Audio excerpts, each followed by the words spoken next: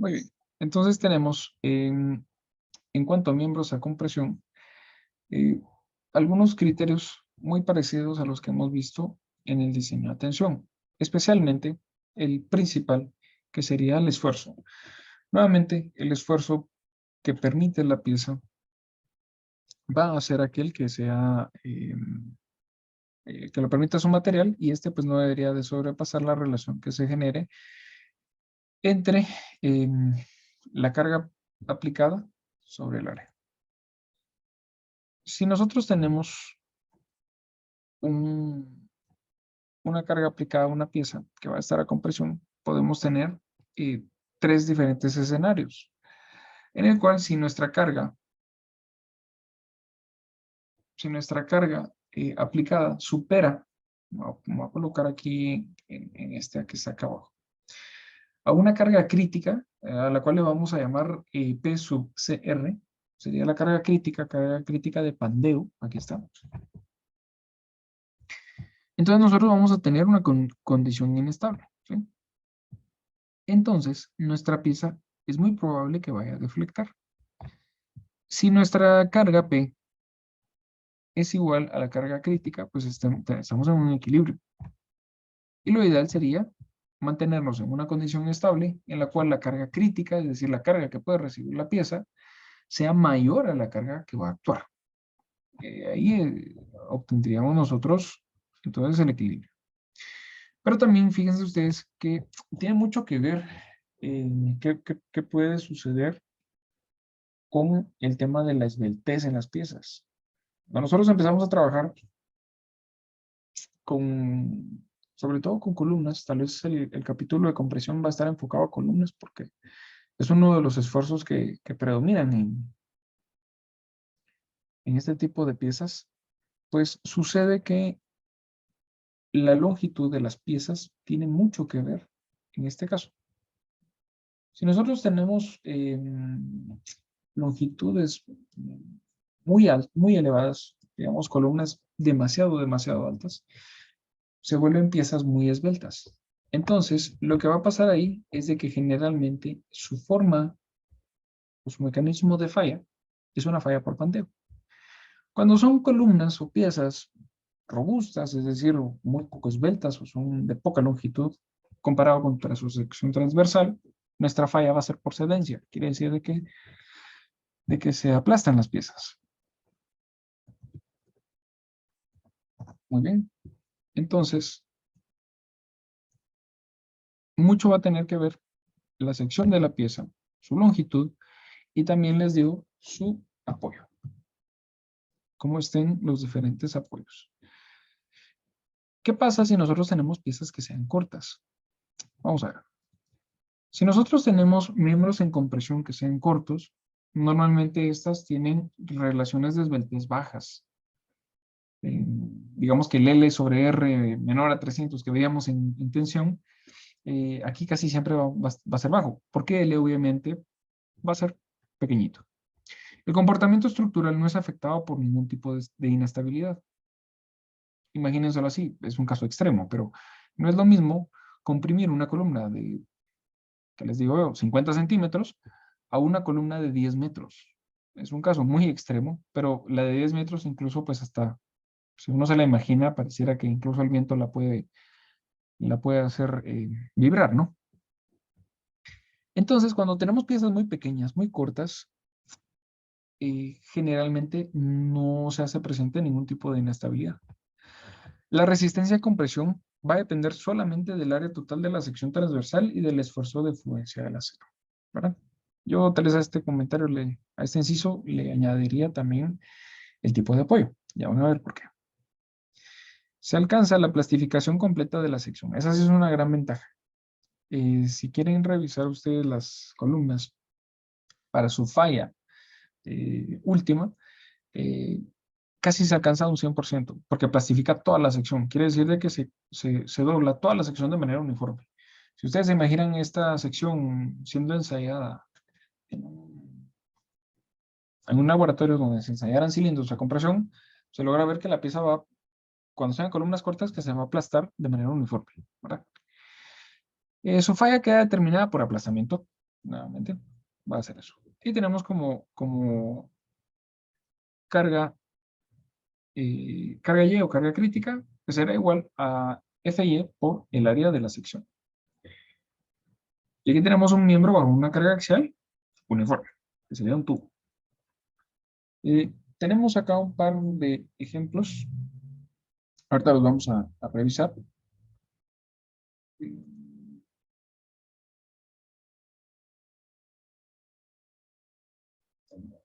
Ahí estamos. Los voy a dejar aquí ya listos solo para que podamos irlos revisando después. Muy bien. ¿Y qué pasa cuando nosotros tenemos el caso contrario? ¿Qué sucede si nosotros tenemos miembros que van a estar a compresión, pero ya son de un rango intermedio o son largos?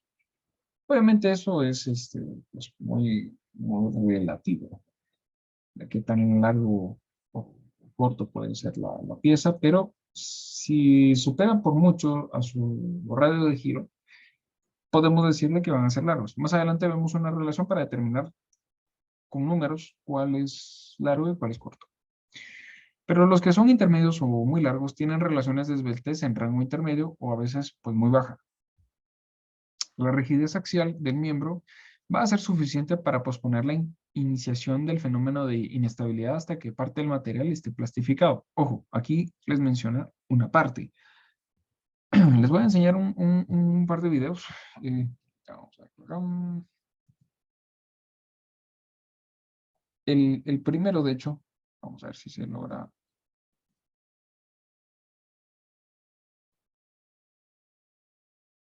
Ah, sí, ahí está. Bueno, ¿y qué pasa con el primer ensayo? Acá, vamos a ver. Eh, a ver, solo para que tengamos una idea, se está ensayando un perfil tubular de 2 por 1. La longitud, noten ustedes, son 26 pulgadas. ¿Sí? A ver, en metros, ¿eso cuánto sería? Por favor. Y miren el tipo de apoyo que tenemos. Tenemos un apoyo a través de pines. ¿Sí? O sea, es un apoyo con un roller. Entonces, miren ustedes. Vamos a tratar aquí de ver.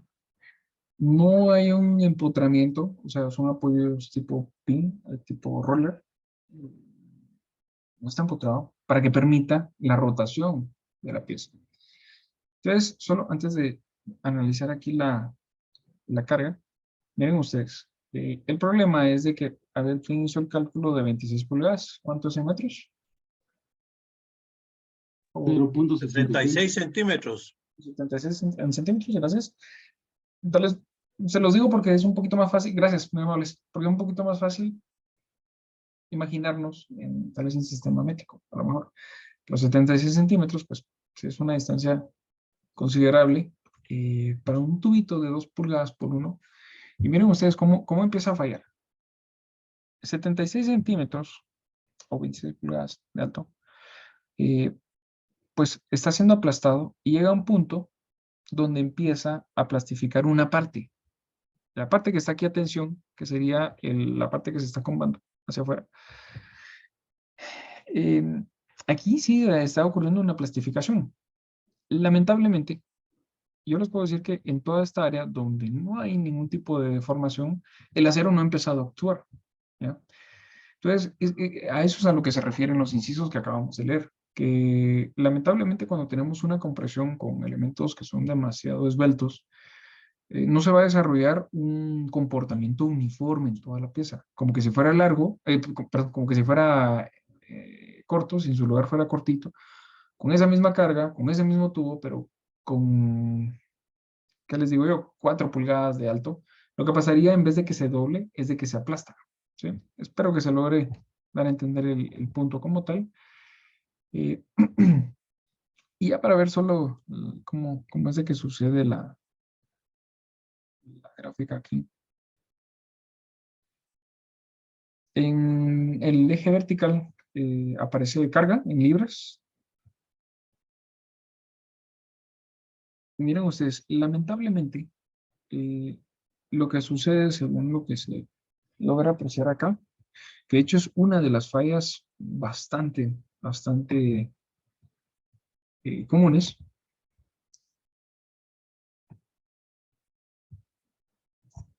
Patricias es un perfil C que va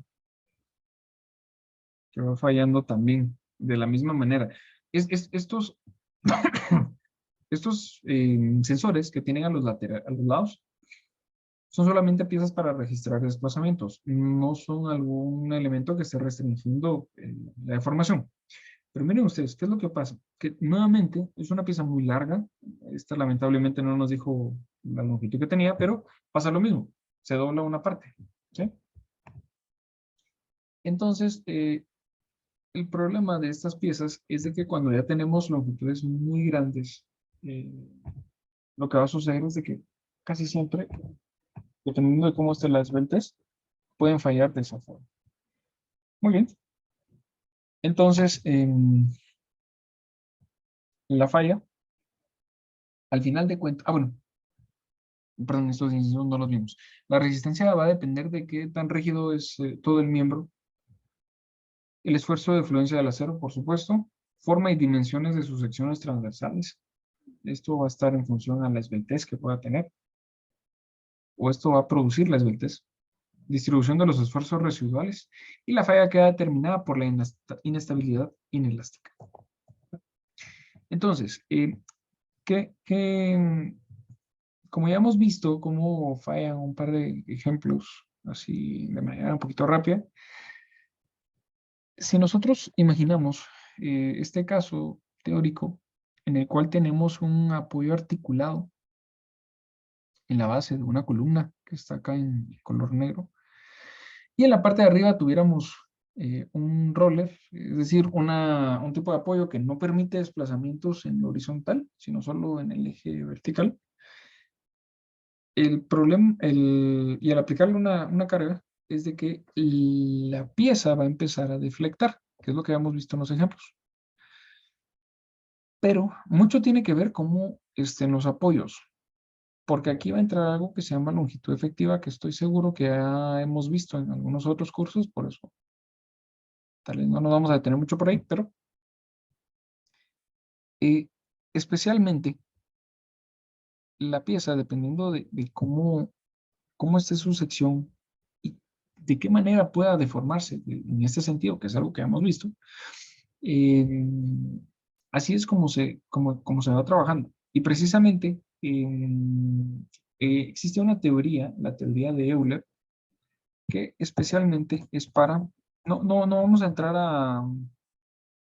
aquí está, no vamos a entrar a mucho detalle a cómo se demostraron las ecuaciones, pero sí la demostración está en la presentación. Y quiero que noten, y me voy a enfocar mucho en esta gráfica. Fíjense que sucede, mira, pues, la esbeltez, empezamos por ahí porque es tal vez el pilar de todo esto. La esbeltez va a ser la relación que va a ocurrir entre la longitud sobre el radio de giro de la pieza. Aquí sí es el radio de giro menor. Por favor, anoten eso, ¿verdad? Cuando vemos tensión, es el radio de giro sobre cómo está ubicada la pieza. Si el perfil W está vertical, pues es el radio de giro el más grande. En este caso es la menor, porque normalmente en el lado más débil es donde la pieza va a deflectar. Pero fíjense ustedes que la teoría de Euler, que es algo que vamos a ver ahorita, va a aplicar solamente para columnas que sean largas. Y aquí alguien me puede preguntar, pero ¿cómo saber si una columna es larga o es corta? Pues precisamente con la esbeltez. Si tienen ustedes acá una relación de esbeltez mayor a 100 y menor a 200, que es aquí 200 el límite de la norma, entonces ustedes pueden clasificar su columna como una columna larga. ¿Sí? Si ustedes tienen una relación de esbeltez entre 10 y 100, tienen una columna corta. Y si tienen una pieza con una esbeltez, perdón, menor a 10, tienen ustedes un bloque. ¿No? Eso ni siquiera es una columna, sino que es un bloque que va a estar a compresión. Un bloque, tuquito, pues, de algún testigo ahí. Bueno, me quedo solamente ahorita con esa parte de esta gráfica y ahora regresamos a verla bien a detalle. ¿Alguna pregunta acá? No de estos temas, o sea, no, solo de la esbeltez. Bueno, Ingeniero, una pregunta. sí. Suponiendo que por lo general en naves industriales, cuando se le coloca un muro contiguo a la columna, ¿qué longitud efectiva sería? Ya que está confinando todo, ¿cuál sería? Si usted está diseñando un sistema que lo contemple, entonces su longitud para la columna, para que pueda entrar en ese efecto, sería a partir del muro. Pero es muy probable que tal vez lo que busque usted con naves industriales es desconectar las columnas de los muros, porque así le saca provecho la utilidad del acero. Eso sí es eso sí es bastante importante. Ok, gracias. Le digo utilidad porque pueden ser marcos de utilidad intermedia, altamente útiles, ¿verdad? Entonces, ¿para qué? Eso hay que revisarlo. Y de hecho, primero lo vamos a ver aquí rapidito. Bueno, entonces, miren, pues, ya vimos que la esbeltez va a afectar a la columna bastante. Y cuando hablamos de esa teoría de Euler, ya vimos que va a afectar a columnas que tengan esbeltez entre 100 y 200. 200, recuérdense, más de 200 no se puede, la norma no lo permite, porque ya vamos a tener columnas muy esbeltas.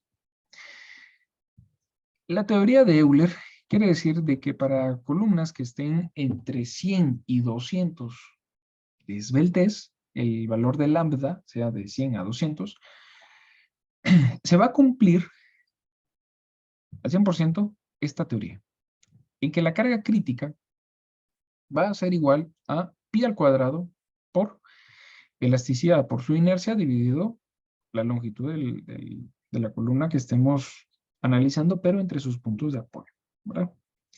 La inercia es de la inercia del área transversal y el módulo de elasticidad es del material, ese no cambia, ¿verdad?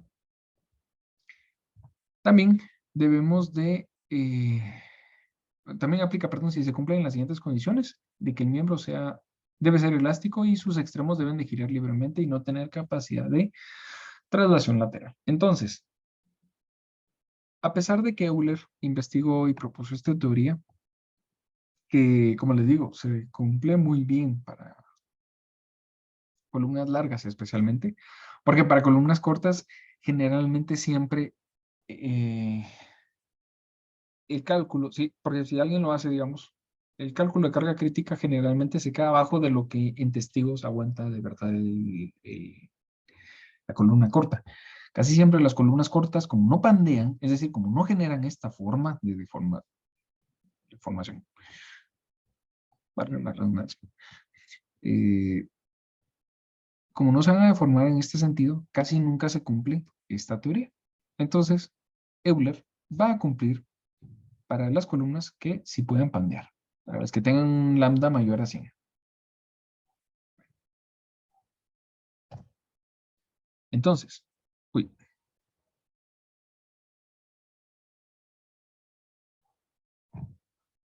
muy bien. En estas dos diapositivas tenemos la comprobación. Obviamente, como son deformaciones que obtienen una deformación máxima, la teoría se hizo a través de sus diferenciales. Entonces, si ustedes pues hacen ahí el tema de la integración, se puede demostrar esta ecuación sin problema.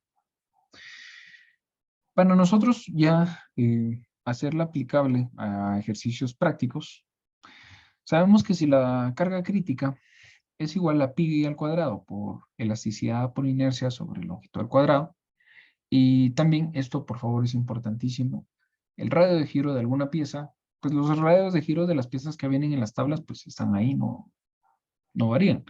Pero si nosotros tenemos un radio de giro de alguna sección compuesta, armada, fabricada, con cartela o lo que sea, Yo también puedo, pues, o sea, también podemos calcular el radio de giro a través de la raíz cuadrada de su inercia sobre el área.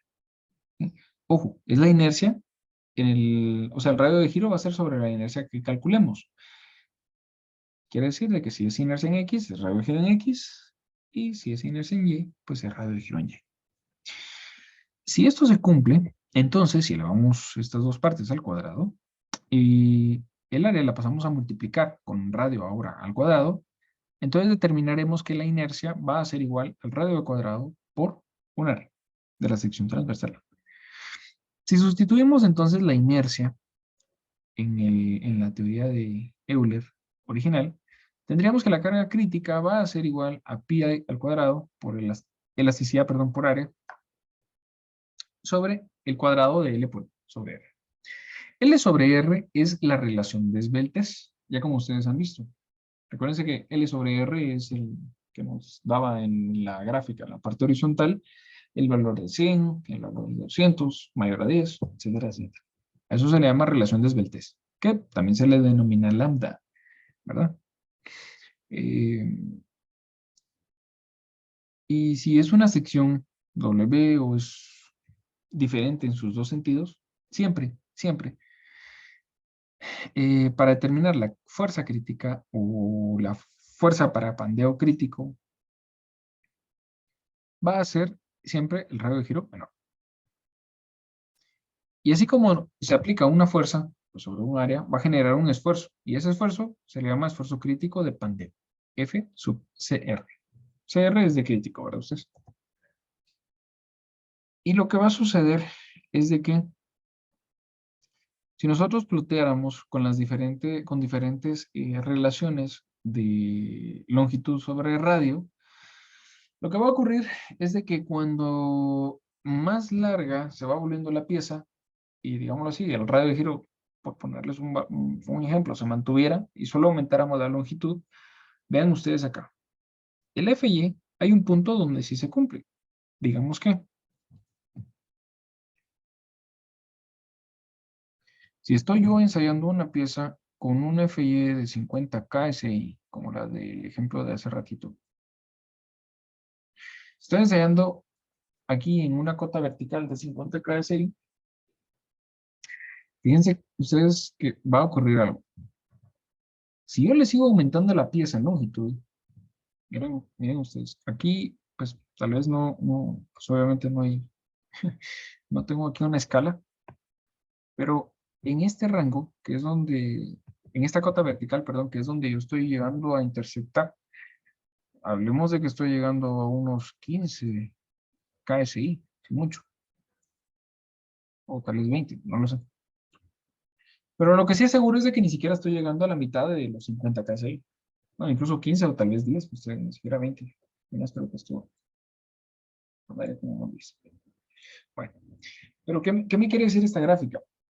Que si ustedes empiezan a tener piezas muy grandes, muy esbeltas, ¿qué va a suceder? Que la pieza nunca va a llegar a trabajar de una forma dúctil. Entonces lo ideal es de que siempre controlen su L sobre R para que la pieza pueda tener una mejor carga, porque al final la carga sobre el área va a ser la misma, pero carga sobre el área me devuelve un esfuerzo. Entonces, para tener yo el mayor esfuerzo, que se traduce en tener la mayor carga posible en mi diseño, yo voy a controlar muy bien mi relación L sobre R. ¿Me doy a entender con esto, mis estimados? ¿Alguien que tenga alguna duda?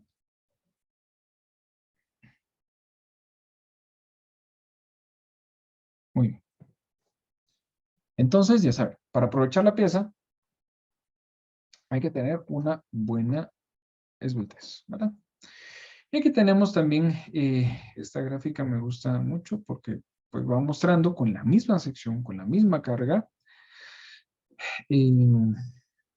simplemente cambian la esbeltez.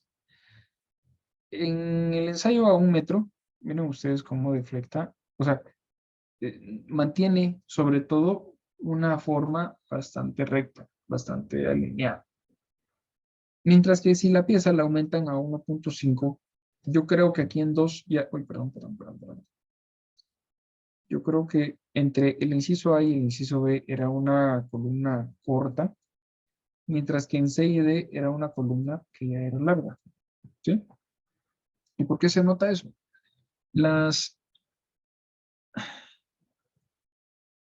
forma en la que falla acá es una plastificación, porque le sale una como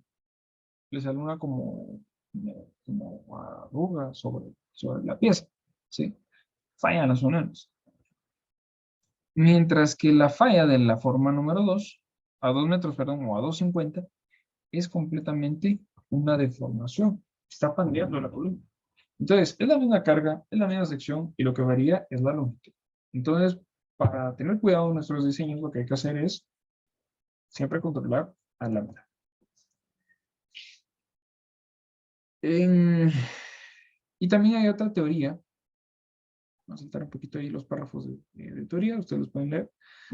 Pero hay otra teoría que se basa y está enfocada especialmente en las columnas cortas. Como se dieron cuenta que Euler pues, generalmente se cumplía para columnas intermedias y largas, es decir, lambda mayor a 100, pues sucedía de que se dieron cuenta que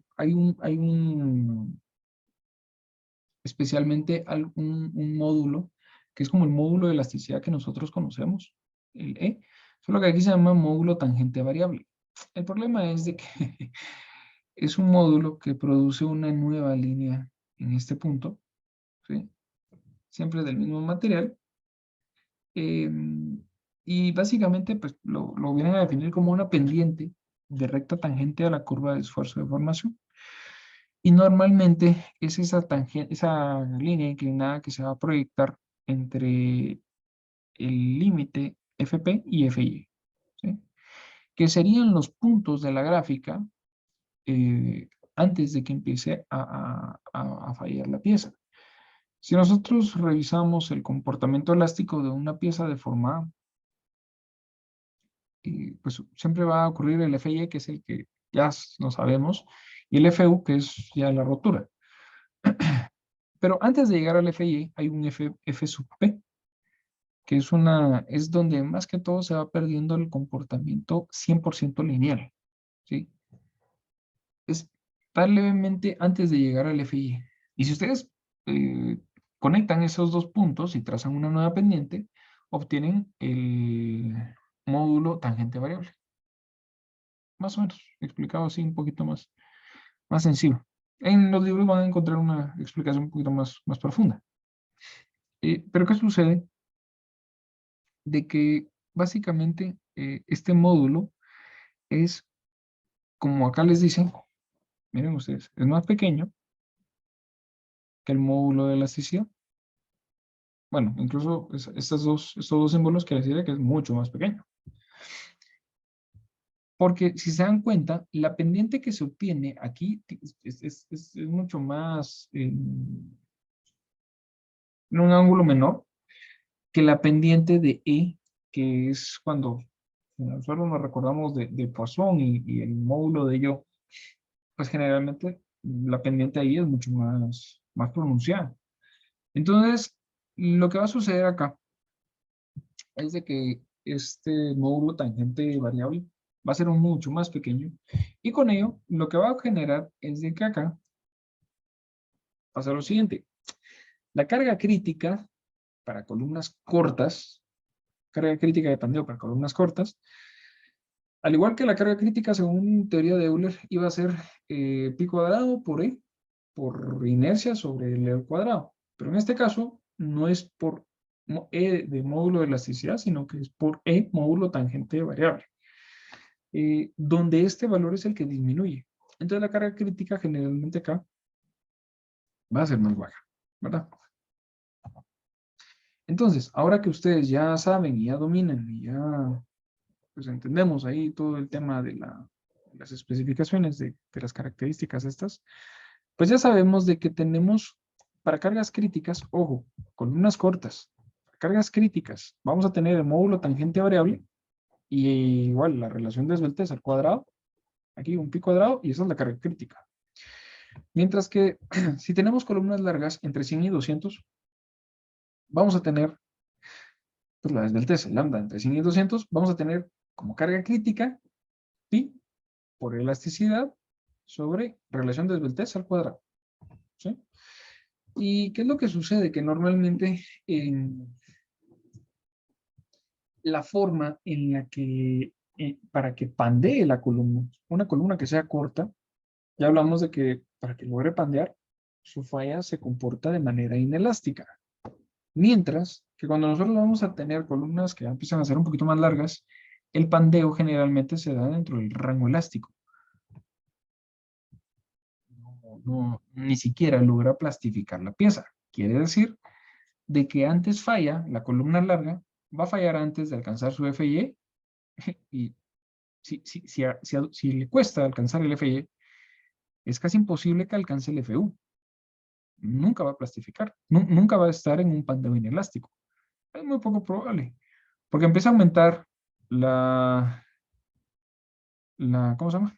Esta relación, y la tendencia de la gráfica acá es un declive, es hacia abajo. ¿Sí? Entonces esas son las formas en las que puede fallar nuestra columna. Módulo de tangente variable es muy variable y es bastante complicado de calcular. No es algo tan sencillo de poderlo obtener como una tabla o como un E de 200 megapascales para un acero en el rango inelástico. Pero por esta razón, la gran mayoría de especificaciones de diseño, todas del mundo, ISS también, nos dan fórmulas empíricas para columnas inelásticas. Entonces, no se van a preocupar de ello, no hay necesidad de calcularlas. Y ya para ir finalizando esta parte, por la hora, tenemos lo siguiente. ¿Cómo puede pandear la columna? Tenemos un pandeo local, que esto se va a dar ubicado a nivel local de una pieza, un patín, un alma, una parte de la pieza. El pandeo local se da a nivel local, una pieza. El problema es cuando ya empezamos a tener este tipo de variación. Un pandeo por flexión que pudiera darse en ambos ejes. Miren que acá ha habido una rotación especialmente sobre el eje X o sobre el eje Y. Cuando empieza a pandear la columna de esta manera, les puedo asegurar que ni siquiera ha llegado a su FY. Entonces, eso es lo que complica el trabajo de las columnas. Que digamos que las columnas están en toda su buena disposición de llegar y esforzarse hasta el FY, pero su forma, digámoslo así, no les permite. Y terminan cediendo, deformándose antes de llegar a su FY. Y hay un pandeo también por torsión en el cual este generalmente se va a dar con columnas muy, muy largas. Ya digamos que estamos casi cerca a los 200. Porque generalmente si son estructuras que tienen mucha carga o muy rígidas en la parte superior, normalmente diafragmas, que pudieran tener alguna rotación, en la columna es muy larga, lo que va a suceder es de que la va a rotar, la va a desplazar a como vaya el diafragma, y como la columna es muy larga, no puede oponer resistencia, va a ceder y va a adaptarse a la forma en la que esté formándose el diafragma. ¿Cómo es el comportamiento estructural de estos miembros que van a estar a compresión? Independientemente de cuál sea, aunque ya pues, sabemos de que van a ser casi siempre columnas intermedias o largas. Miren ustedes. Aquí tenemos ya un poquito más con otros esquemas, o digamos que esquemas resumidos de las cargas críticas. Si tenemos apoyos articulados, es decir, que el momento se reduce a cero, lo que va sucediendo es de que vamos a tener entonces una deformación completa de la columna. Y fíjense ustedes que si, perdón, si nosotros tenemos, aquí está, si nosotros tenemos asumimos que pudiera darse este punto, la columna va a deflectar debido a los apoyos articulados, en el cual al centro de la altura vamos a obtener la mayor deformación. Entonces, Ya en el caso práctico, ¿qué sucede? Que pues normalmente los sistemas de piso, los diafragmas o las vigas, reciben su carga completamente distribuida. Ahora estoy en el esquema de acá arriba. Y si a esto nosotros le vamos colocando, pues obviamente algunas otras cargas distribuidas eh, que ya toman en cuenta, perdón, y aquí también se suma otra carga que pudiera ser variable, cargas axiales, si no estoy mal, son estas. Lo que llega a generar es algunos otros tipos de reacciones en las piezas, en las cuales, hablando de que podemos llegar a tener variación o no en los esfuerzos, en algunos puntos sí se puede alcanzar el FI, en algunos, en otros no necesariamente. Entonces, ¿por qué les digo esto? Porque pues hago mucho énfasis a que las columnas no, dependiendo de cómo sea su esbeltez, pueden o no alcanzar su límite elástico, pero muchas veces cuando ya empezamos nosotros a añadir las cargas distribuidas al edificio, laterales, variables, accidentales, etcétera, etcétera. Incluso también esa misma disposición hace que a veces solo algunas piezas, algunos miembros, sí vayan a estar esforzados y otros no, ¿verdad? Entonces, por ello está el esquema acá, pero no es nada más que por ello. Y vamos a tener que dejar el tema de la longitud efectiva para la próxima clase porque es un tema bastante extenso. ¿Alguna pregunta?